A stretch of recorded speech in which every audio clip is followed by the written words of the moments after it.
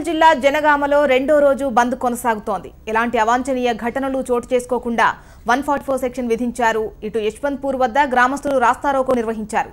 దీంతో వరంగల్ హైదరాబాద్ జాతీయ రహదారిలో వాహన రాకపోకలు నిలిచిపోయాయి.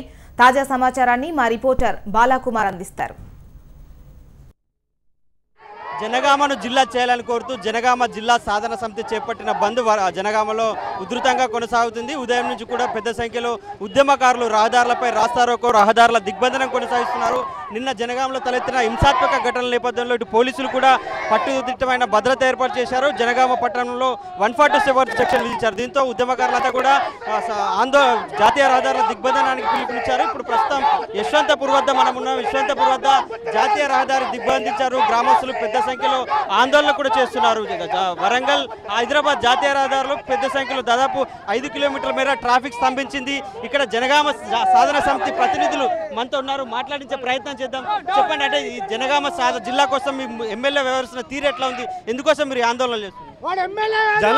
జనగామకు అన్ని అంగులు ఉన్న జనగామను వదిలిపెట్టి ఇలా యాదాద్రిని జిల్లా చేయడం, వరంగల్ నుంచి మమ్మల్ని విడుదల చేయడం ఇది దుష్టగా బాధాకరమైన విషయం. ఇలా బాధాకరమైన విషయం ఇది. అది బాధాకరమైన విషయం.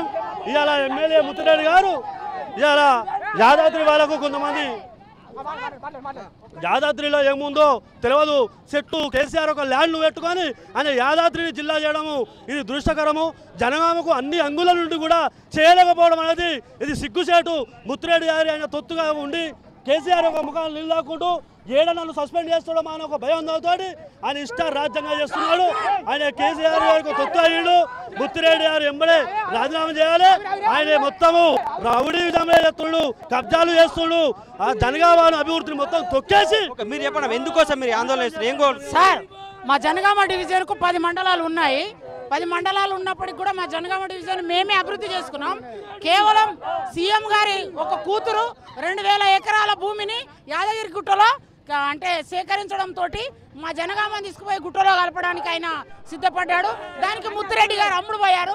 కాబట్టి మాకు యాదాద్రి జిల్లాగా వద్దు, మాకు జనగామ డివిజన్కు 10 మండలాలు ఉన్నాయి. వెంటనే మేము జిల్లాను మేము అడగలేదు, ఆయనే మాకు జిల్లా ఇస్తా అన్నాడు. నిద్రపోయిన వాళ్ళని మేల్కొల్పింది ఆయనే. మళ్ళీ జిల్లా ఇవ్వనని మమ్మల్ని రెచ్చగొట్టింది కూడా ఆయనే. ప్రాణాలకైనా తెగిస్తాం కానీ జిల్లా సాధించి తీరుతాం. దమ్ముంటే ఇది ఉద్యమకారులు చెప్తున్నారు. ఖచ్చితంగా గత కొద్ది రోజులుగా ఇక్కడ పెద్ద సంఖ్యలో ఆందోళనలు చేస్తున్నారు. అనేక రీతిలో నిరసనలు కూడా వ్యక్తం చేస్తారు. నిన్న హింసాత్మక ఘటనలు కూడా చేసుకున్నారు. దీంతో పోలీసులు అప్రమత్తమయ్యారు. జనగామలో విస్తృతమైన బందోబస్తును కూడా ఏర్పాటు చేశారు. అయితే ఆందోళనకారులు ఇప్పటివరకు అయితే సంయమనంతో ఉన్నారు. ఖచ్చితంగా జిల్లా సాధించే వరకు తమ ఉద్యమాన్ని కొనసాగిస్తాం, ప్రాణాలైనా అర్పిస్తాం, కానీ వెనక్కిపోయే ప్రసక్తి లేదని చెప్తున్నారు. ఇది ఇక్కడ తాజా పరిస్థితి. Vote studio.